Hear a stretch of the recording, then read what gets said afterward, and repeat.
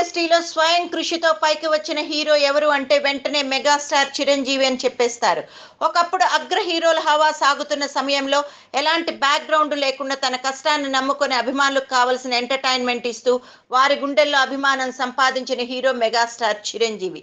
పునాదిరాళ్ళు చిత్రంతో చిత్ర పరిశ్రమకు పునాది వేసిన చిరు అంచెలంచెలుగా పైకి వచ్చారు. ఎంతో మంది హీరోలు తనకు పోటీ ఉన్న డాన్స్ ఫైట్స్ లో తనకంటూ ప్రత్యేక ఇమేజ్ సంతరించుకున్న హీరో మెగాస్టార్.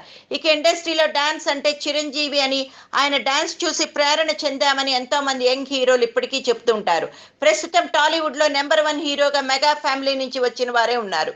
చిరంజీవి మంచి ఫామ్ లో ఉండగా శంకర్ దాదా జిందాబాద్ చిత్రం తర్వాత రాజకీయాల్లోకి వెళ్లారు. 10 సంవత్సరాల తర్వాత మళ్ళీ తెరపై కనిపించబోతున్నారు.